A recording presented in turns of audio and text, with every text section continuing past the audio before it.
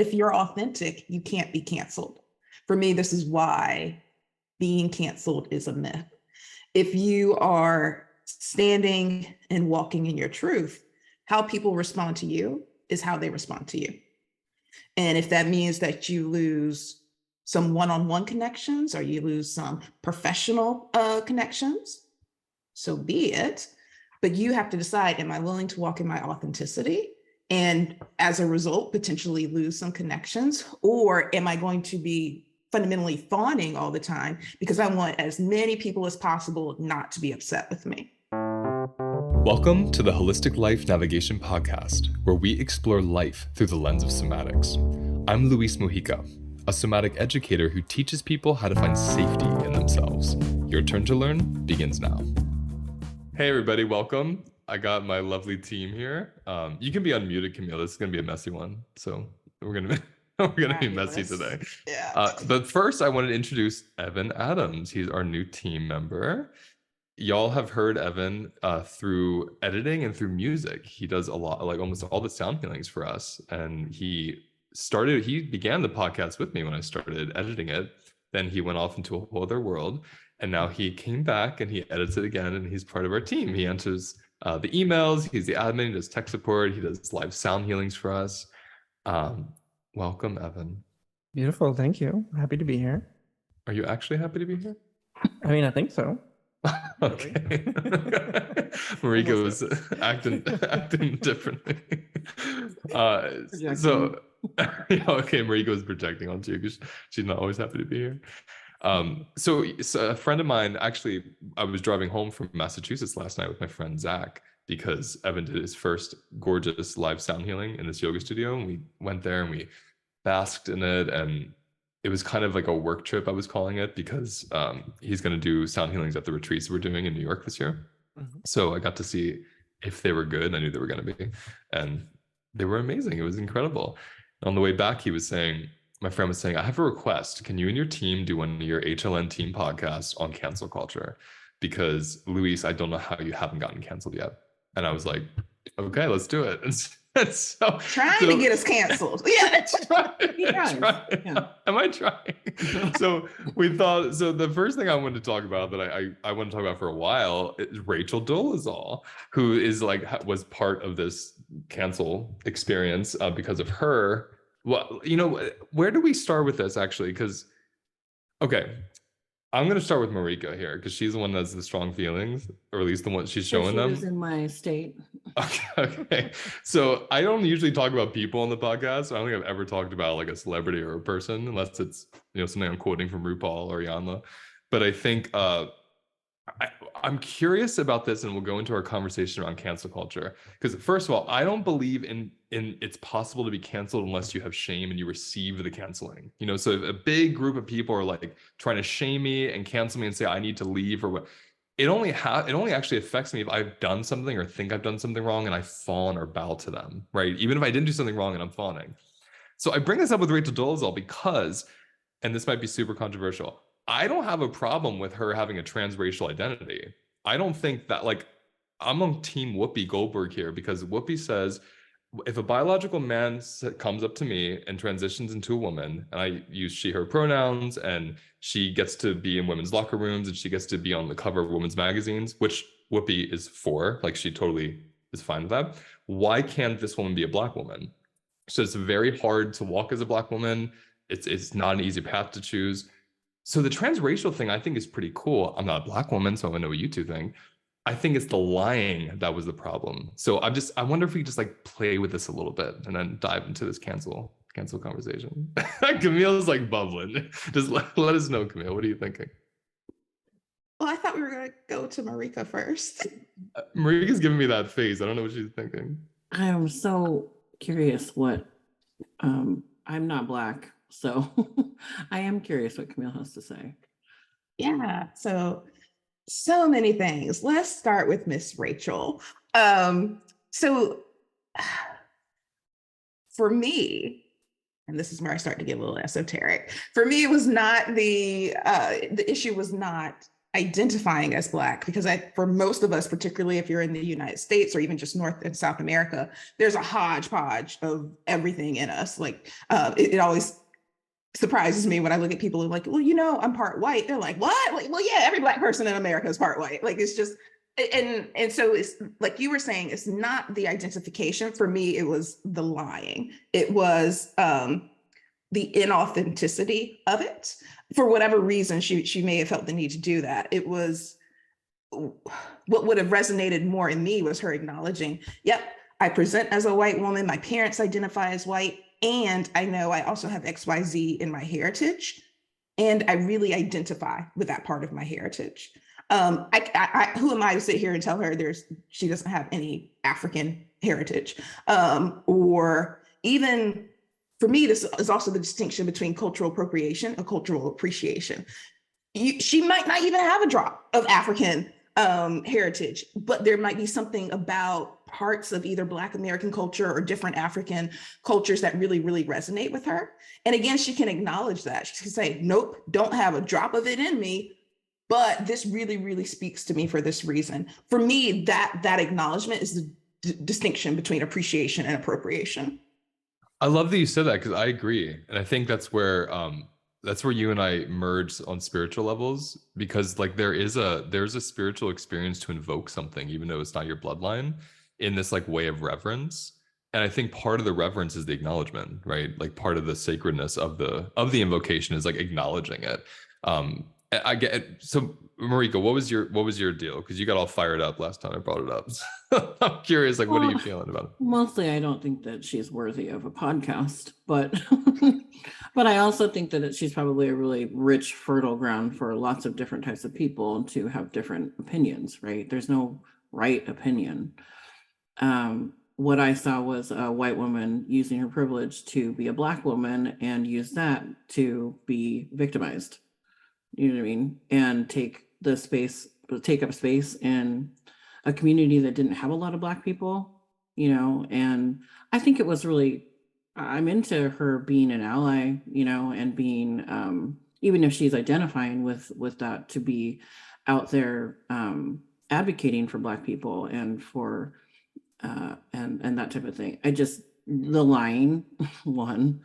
And then also after being, I guess, caught is the word, not really ever, I never really heard any accountability on her part, or any acknowledgement. Maybe there's a lot of, I see people a lot differently now because I understand trauma. So and understand how looking at people through that lens, it isn't ironically black and white.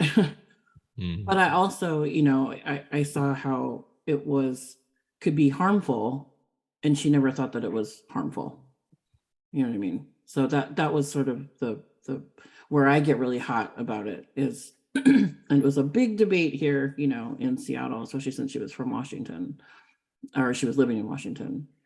And I think I ran the gamut, sort of started with reflexively, what's the big deal? And then got more into it and heard her interviews, and I just wasn't about it. But I do like having her as a touch point so that we can learn more about, what, because like the transracial thing, I didn't even really think about before her. That like touch point is what I'm going to highlight there, because this is not a podcast about Rachel Dolezal. No. And I agree with you. But the touch point is so important because there's so much that I learned from it. And what you just said was part of it. It was the trauma response. I watched The Rachel Divide. I don't know if any of you saw that, but it's a documentary about her life and the whole experience. And what I thought was really brilliant and was no one touched on, there was like one sentence where she's being interviewed and she started crying, and it was the first time I saw any emotion. She had no emotion for the whole thing, but this tear started coming and she goes, you cannot, it's something like, I'm going to say it wrong, but it was essentially, you can't make me go back to being that blonde white girl that had to wear dresses in that religious family. And I was like, that's the trauma right there. Like she's overcoupled, whiteness with this extreme oppression she had in her family, not in society maybe, but in her family. And I thought it was interesting. It was deep, and I wish she went into it more, because I could see that And maybe there is a spiritual connection to Africa for her. Like we don't know how ancestors work. Maybe one is moving through her body and it is coming through her body the way it is. Um, I think I guess what interests me about it as a touchstone is in our society or our culture, how easy is it to make a mistake, to lie? Let's say it's not a mistake. Let's say it's an intentional lie. We are all trauma informed, so we understand lying in a different lens than maybe some other people would. But what's it like to hold space for someone's lie if they're able to have the acknowledgement? Because I guess I'm hearing from both of you and kind of what I said, the issue wasn't even how she identifies and her reverence for African culture. Her issue is the lying and not acknowledging that. Mm-hmm. I mean, What does I that teach also- us? What does that teach Yeah, us? I What I'm mean, trying to I figure out. liked, I did learn a lot, you know, about reading more about like her story and being able to give nuance to that story. But with the part of the story I did not connect with was just becoming a Black woman so that she could also be oppressed, like in a different way. Because, you know, just in some of the ways in which she got attention was through being like, I'm being oppressed as a Black woman, you know. Got it. I'm not Which- aware of that part. Yeah, and so, you know, just in calling the police and like these types of things.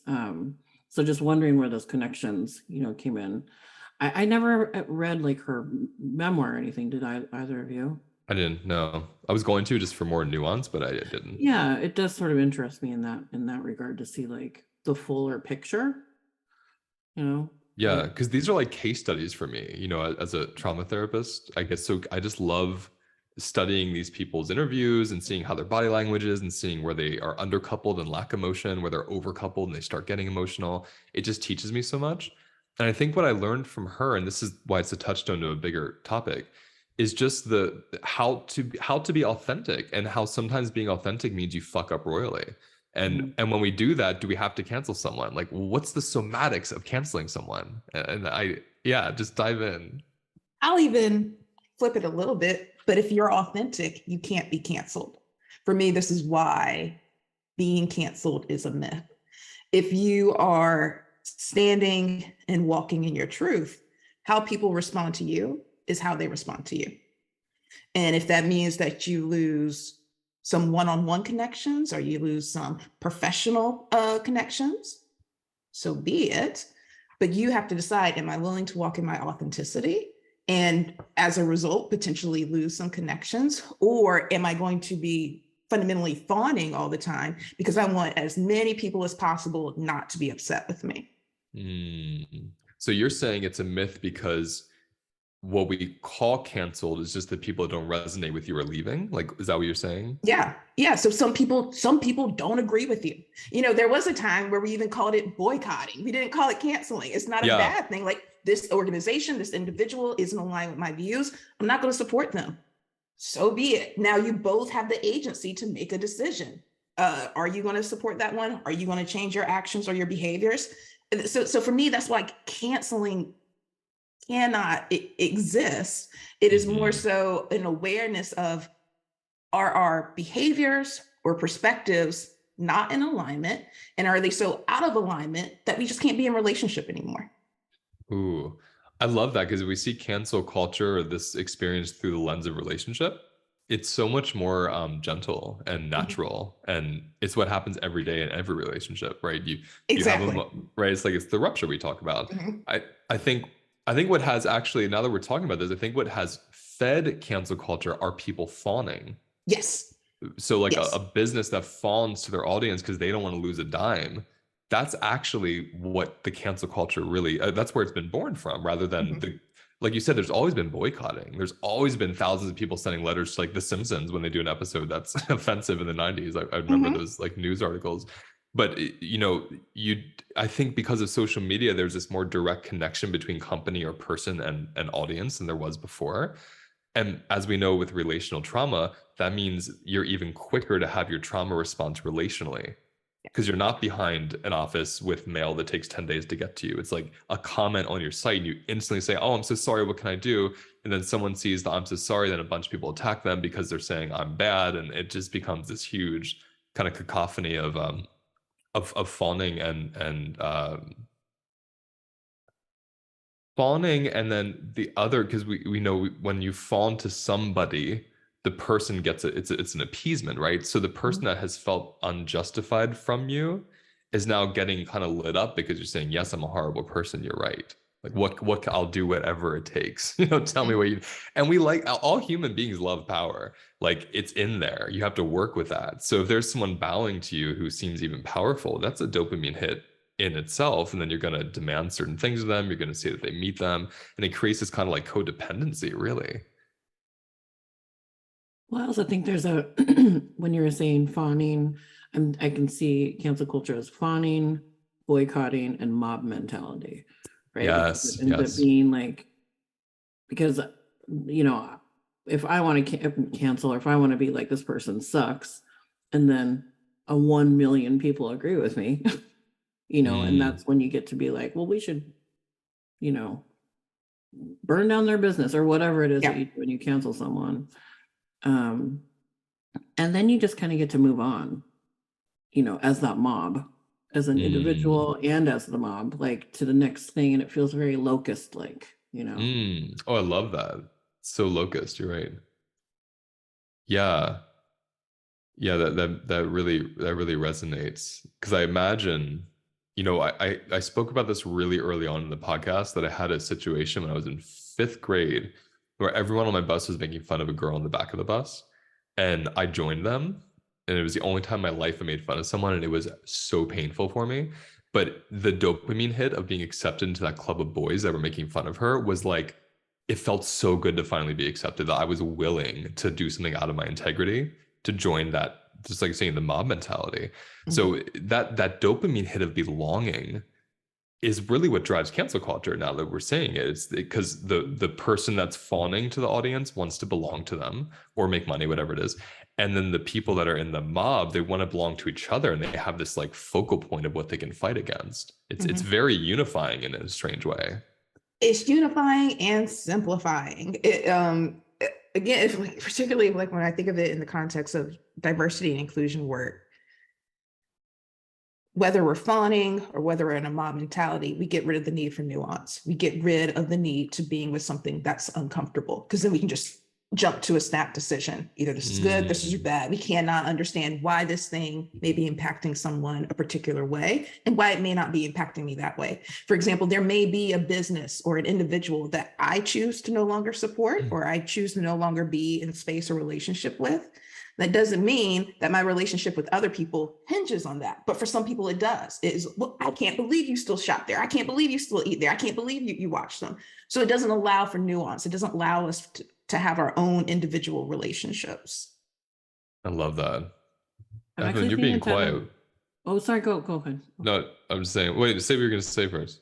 I was just going to say, I saw this with, volunteering for the radio station that I have volunteered for, where as people, as artists come up and things are found out about them, whether it was a Me Too type of situation or just wielding their power over, women or something, do you play that artist anymore?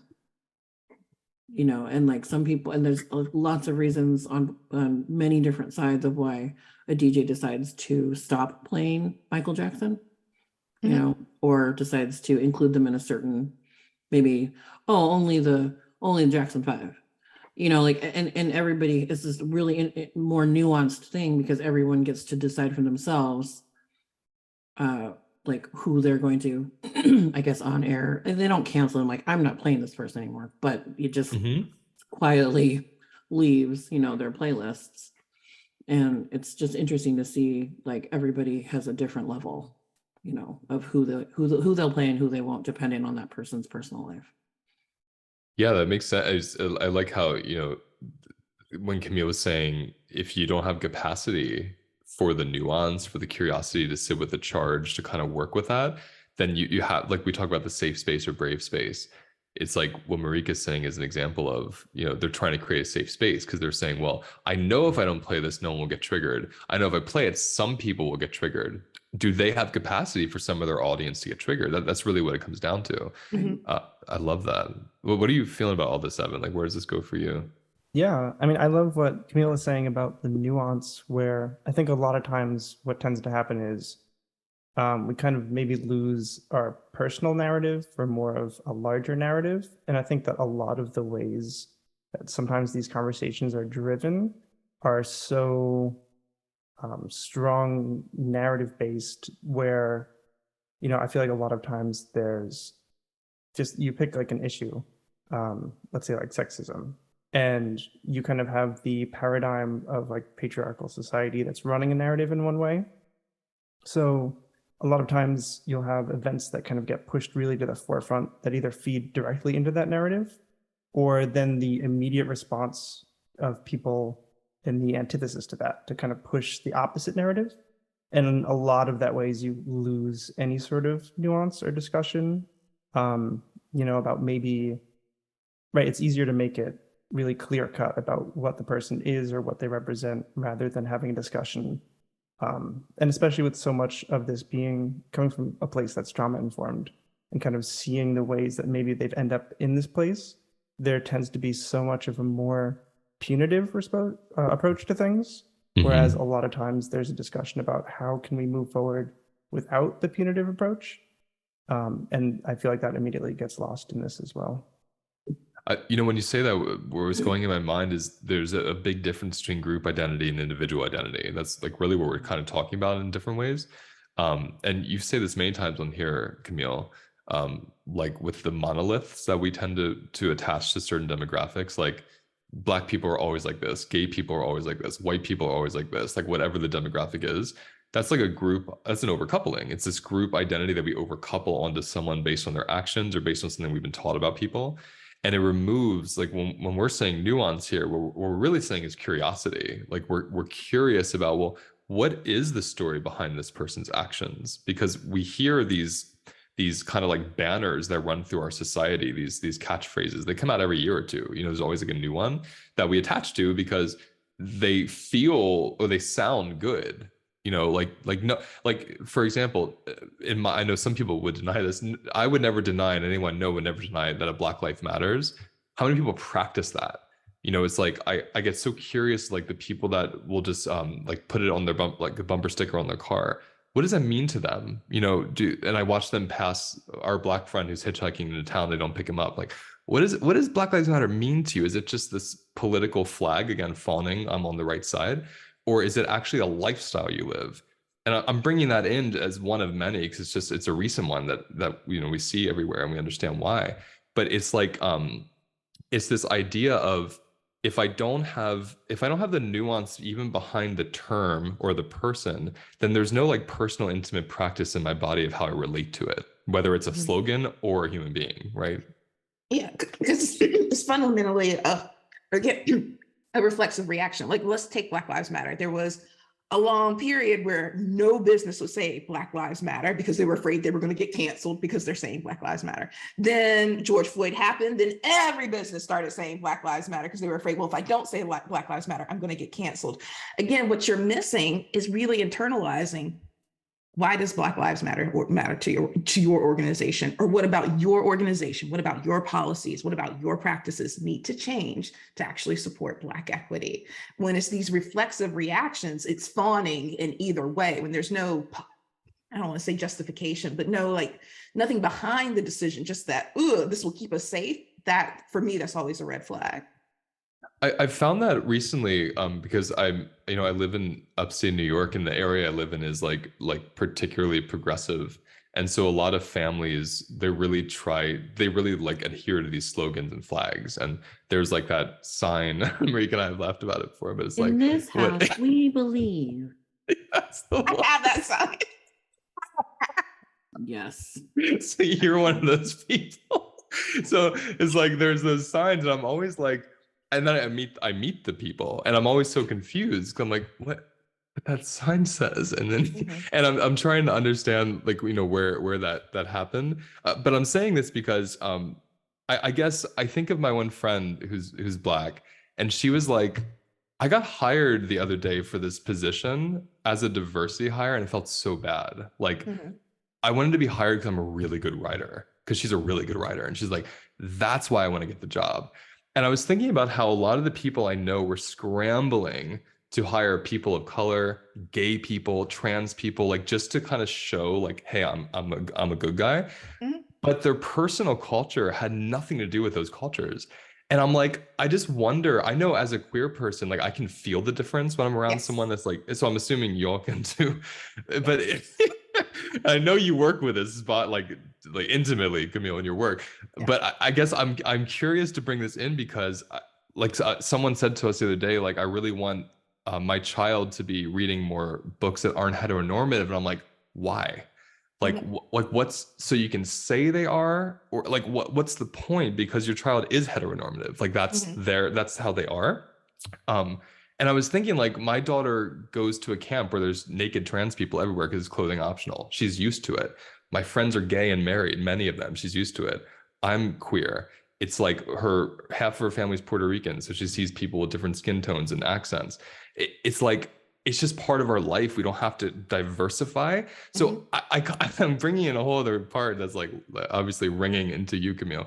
But I'm so curious of like, is diversifying to diversify? Is it even diversifying? Is it even like honest? Like, tell me about that. So this is the distinction between diversity and inclusion and equity. Diversity is just about representation, numbers. And is representation important? Yes. But for me, what is even more important when I'm working with an organization is for them when they say, well, I need to get more diverse representation, more diverse hires. My question for you is, why don't you already have diverse hires? What biases, what policies, what practices have led you to the current state you're in? And get curious about that. Because if you bring in diverse hires, all that ends up happening is what we call a leaky bucket situation. They end up recruiting all these diverse hires. They get there, they're like, ew, this is gross. And then they end up leaving. And so they can't actually end up diversifying their organization because nothing about the culture. No, there's been no focus on inclusion, the behaviors, the equity, the policies, the practices that led to that original state. That's exactly right. To me, it's like it's not actually a culture, right? It's literally just a form of appeasement. Yeah. And I think that interests me because I guess I just love integrity so much. And it's like I rather are you laughing or sneezing? Both. Okay. I I love just love integrity. I love that you're like, I just love integrity. Well, I'm just like, I love integrity. I mean, I love integrity to the point of someone is hateful. I love that they're okay being hateful. Like, I truly enjoy it and get off on it. Like Bianca Del Rio, so it's like, I really enjoy, I just love integrity. And so I guess I feel something in me get a little grossed out, which I think is like a good sign. It's like, maybe it's a trauma response even, or a trigger when I'm around people that are trying to just show that they care about diversifying, but their culture is just so typical. I'm like, just own being typical and enjoy it. Yes. Like, why can't you just be okay with it? Be racist, as homophobic, as Yes. sexist as you want to be, because then I can make an informed decision. Like people Yes. will laugh at me, like I would love for businesses to say, I don't give a fuck about Black equity, or homos, they scare the shit out of me, because now I can make an informed decision as to whether or not I really want to be in relationship with you. Or if it really is your intent to be more inclusive, to really do the work, then you do transition from that place of judgment to curiosity, like, oh, why does my current personal or professional circle look the way it does? But again, that's really uncomfortable for a lot of people to do. I mean, everything you said, walking trigger, you are the walking trigger, but you're so spot on. It's like, I truly prefer that, like when I go somewhere, when I go somewhere, I just see in the window all these flags representing people, and I go in and everyone's just kind of like, I don't mean typical in a rude way. I just mean like whatever's common, right? Yeah. If it's like a heterosexual culture and all their friends are heterosexual and they're all white, and not because they're racist, but that's just the culture they grew up in. That's your culture. Enjoy it. And when you cross another culture, like revere them, open your heart, have fun. But to like pretend that you have this whole intricate, interesting system that these people should come in as like a magnet to draw, it's just so like icky to me. I'm like, I don't want that. The where I think that because you're talking about business. In my mind, you're talking about business. I'm talking about businesses, and yeah. I'm kind of going back in my mind. I'm going back to when you were talking about family, and like where you put your sign out in the front and that type of thing, or your friend is reading books that are not heteronormative. I'm always that family member who is giving books written by Black people or anyone other than Hans Christian Andersen. You know what I mean?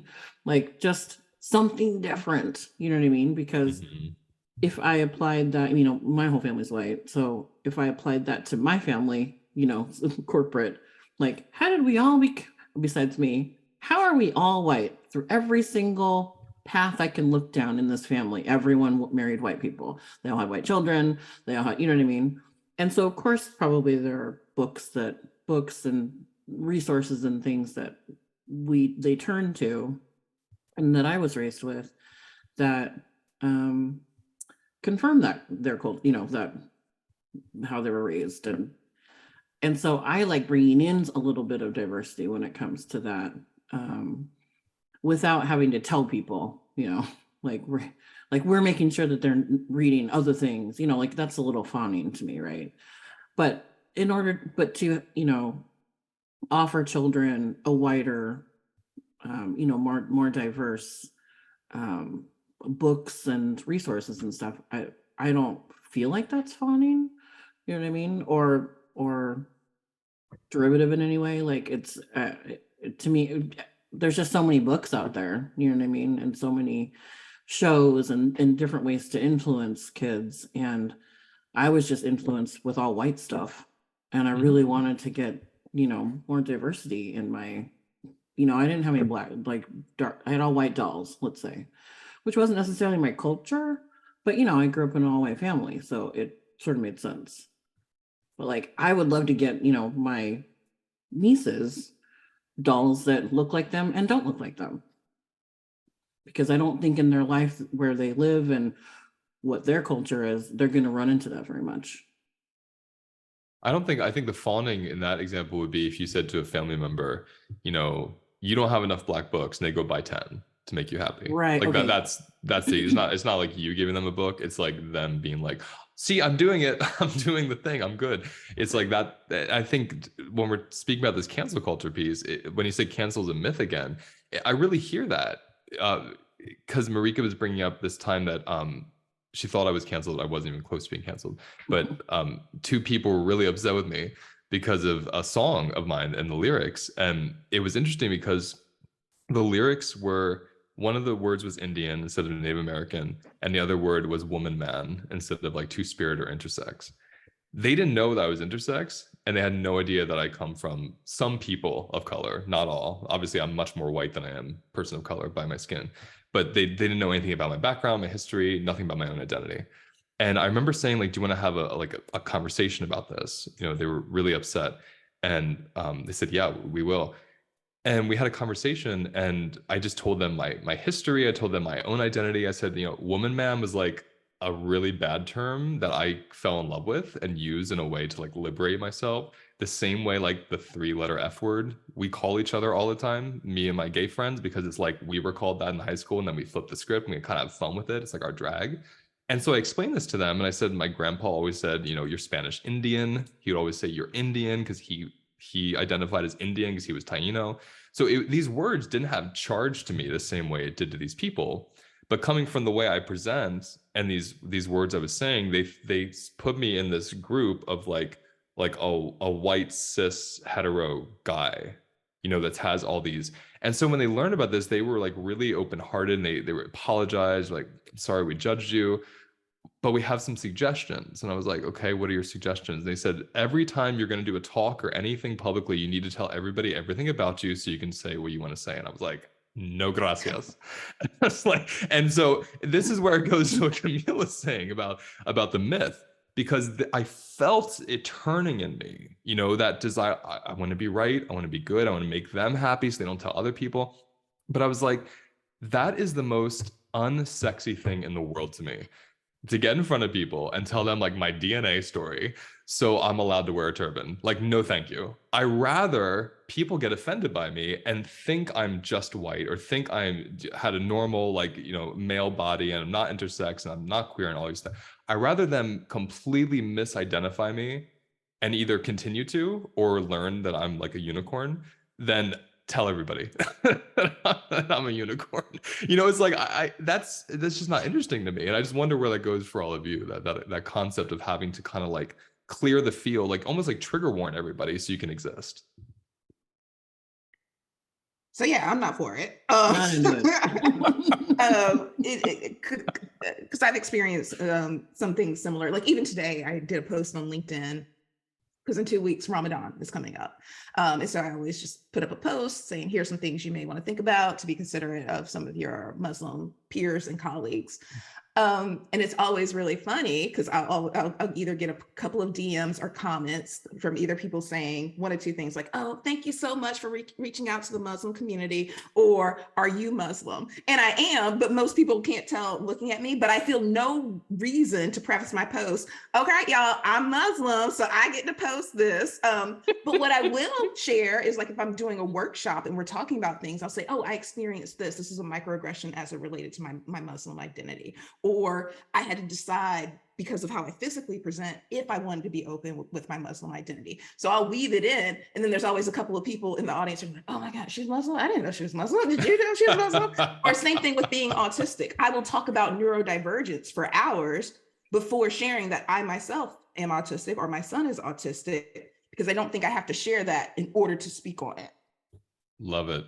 I had no idea you were Muslim until 4 months ago, and I've been with you for 2 years. I've known you, I think now or a year, 2 years. Feels like 2 years. A year, 3 months. Yeah. A year, so 4 months ago was the first time I found out, because you were just casually talking about fasting. Yeah. For Ramadan, I was like, oh wow, you're Muslim.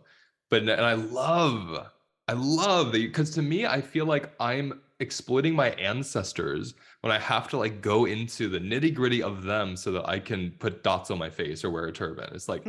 It's so far from what anyone could even, know what it's about, that I prefer the rub over like smoothing it all out for everybody.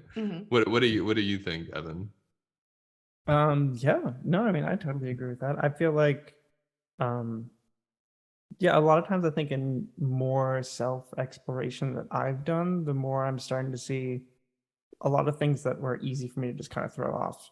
And so, I'm self-diagnosed also neurodivergent.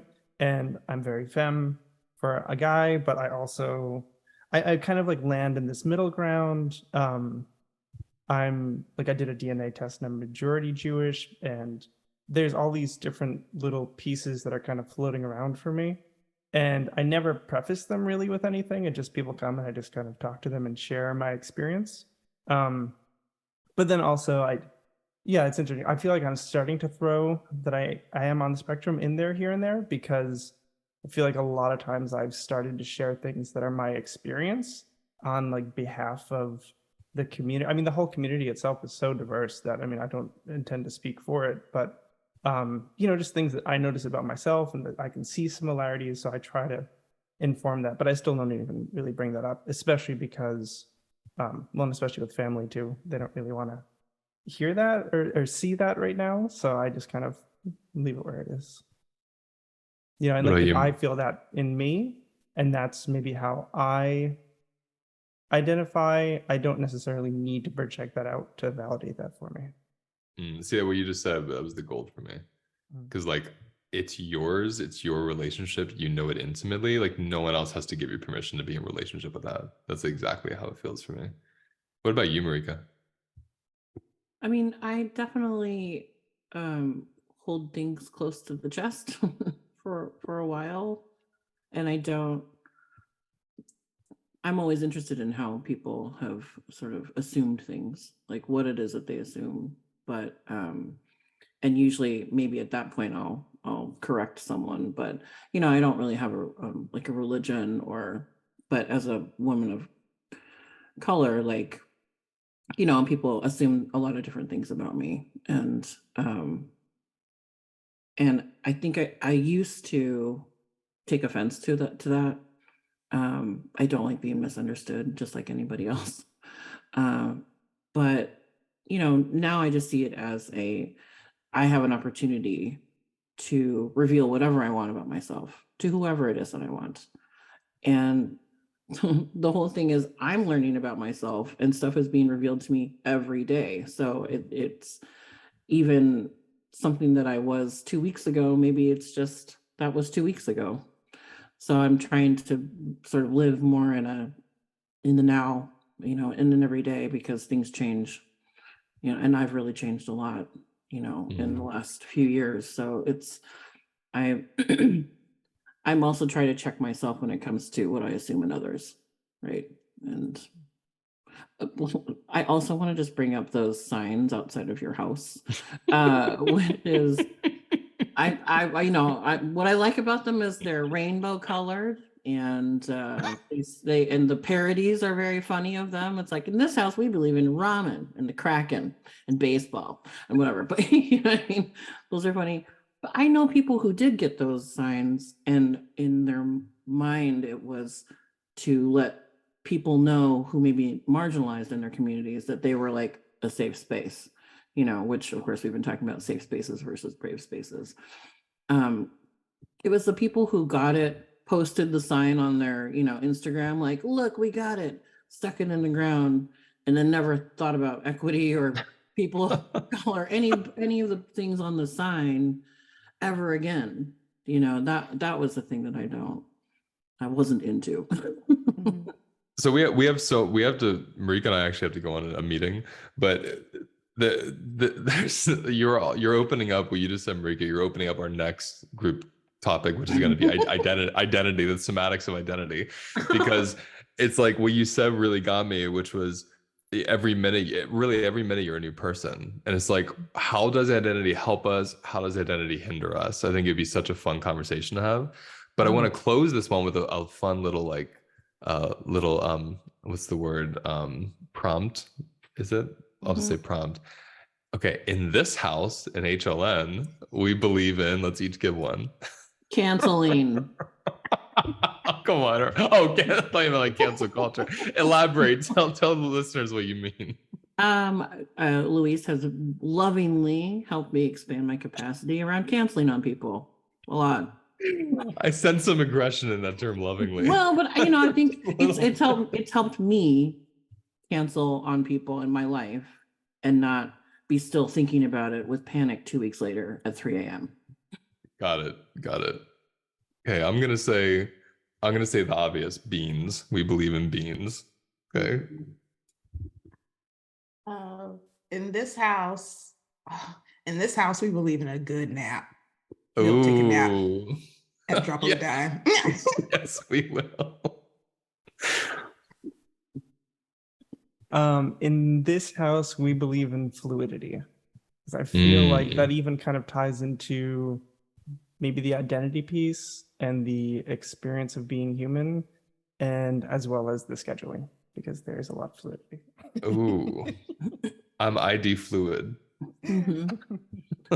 I would put in community healing as well. I think that's a big, big part of what we believe in. Definitely. Well, thank you all. So fun as always. Thank you all for listening. And next time we'll talk about identity. Okay, bye. Bye. Bye. That's the end of today's episode. Now let's take a moment to notice where we feel the episode in our bodies. Close your eyes. Take a breath. And let whatever wants to come up, come up. And remember, those sensations hold the wisdom that we're looking for. If you want to go deeper, visit holisticlifenavigation.com.